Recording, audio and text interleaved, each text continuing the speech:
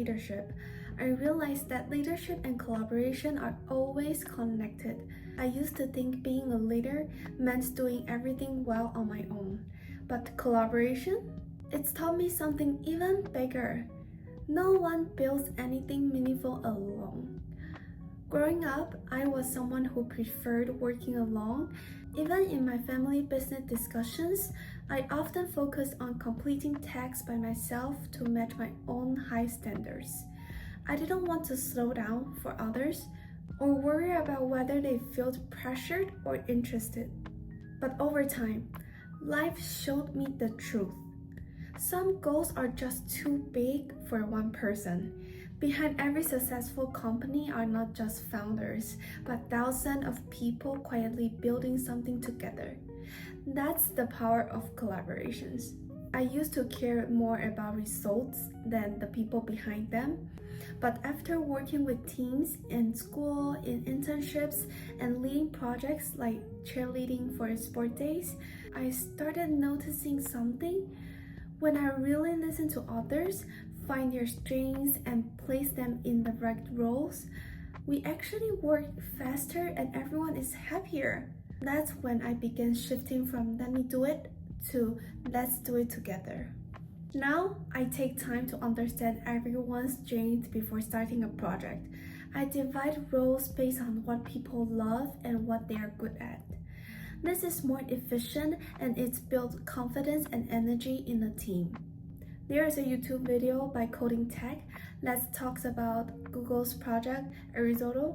It found that the most successful teams had two things: equal talking time and high social sensitivity.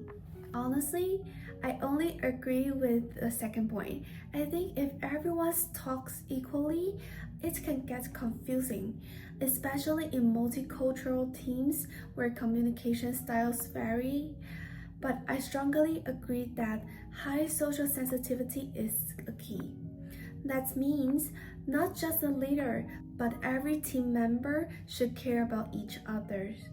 It's not about who shines the brightest, it's about who helps each other shine too. In the future, when I run my own business, I want to create a team culture based on openness, respect, and trust. I will use rituals like checking meetings, open feedback loops, and share goals to keep the team connected. I want every team member to feel like their voice matters because when people feel seen, they give their best. If you want to go fast, go alone. If you want to go far, go together. These quotes truly represent my new mindset, but if I could write my own vision, it will be great leaders build paths, but great collaborators build bridges. And I want to build both. To me, holistic collaboration means knowing that success doesn't belong to one person, it belongs to the team. And I want to keep growing in this capability every step of the way.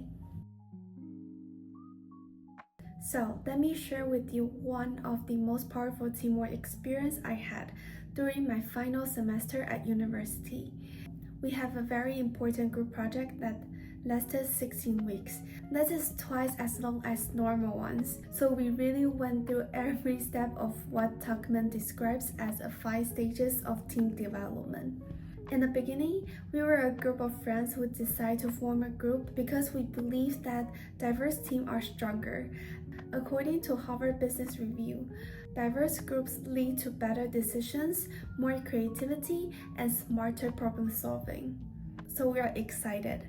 We trusted each other, but very quickly, we hit a challenge.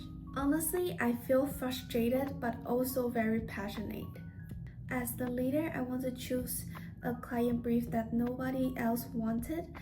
It was a new option based in Indonesia, while others' options were in Switzerland and easier to work with.